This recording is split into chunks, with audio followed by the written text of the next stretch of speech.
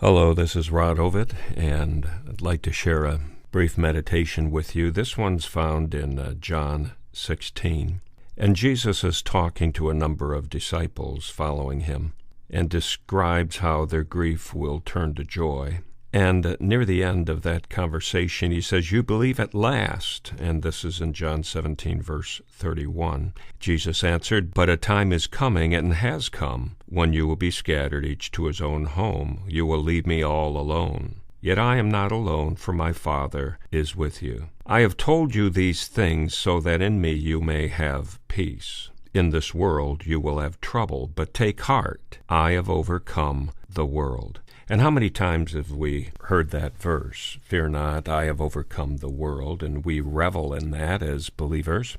But let me give you a little bit of background. This was written by John late in the first century, and he lived in Ephesus. And Ephesus was the evil center of the world. This is where all the Eastern religions and mythologies and magic and black arts all converged in the city of Ephesus. It was quite a bustling town. It had the Temple of Artemis there, one of the biggest temples in the world. And Artemis was one of those fertility goddesses, and she held in her hand another goddess named Nikao, known as Nike, just like the shoe. In fact, Nike, we believe, took their name from this goddess, the goddess of victory. Her name in Latin was Victoria. And she was a small, petite creature that looked like our modern-day picture of angels. In fact, some believed that our description of angels might have come from what she looked like. She looked like Tinkerbell in a way. She had wings, which gave her power, and she first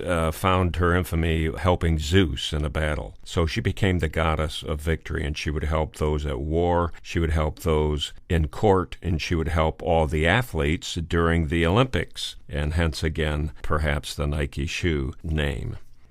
So here she is. She's one that everyone would pray to for victory, for help.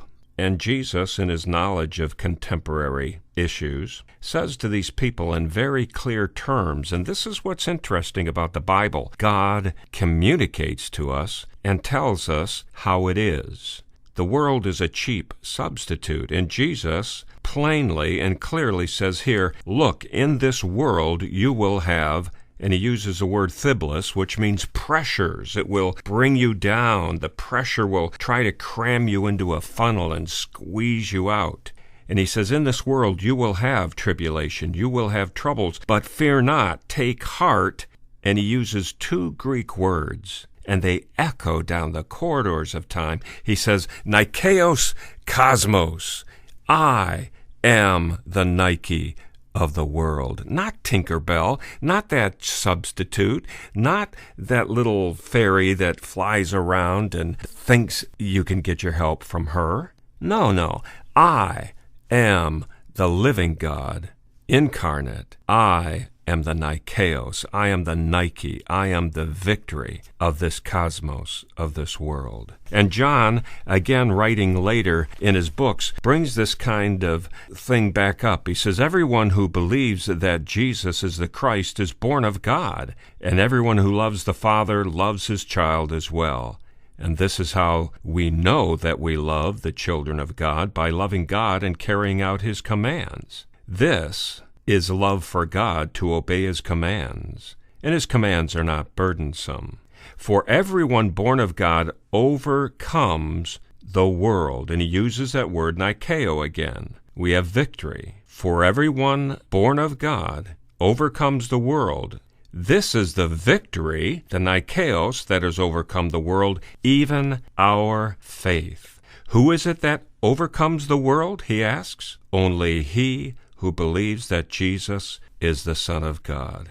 And that's found in 1 John 5, verses 1 through 5. So John, living at the end of the first century amid all the chaos, confusion, evil that existed in that world, tells us quite clearly that Jesus is the victory we need. So perhaps you today are feeling down, you're feeling squeezed by the world, you're feeling tired and insignificant. Perhaps you're feeling defeated. Well, look up, because he and she that overcomes the world are those that believe Jesus is the Son of God. Do you believe that today?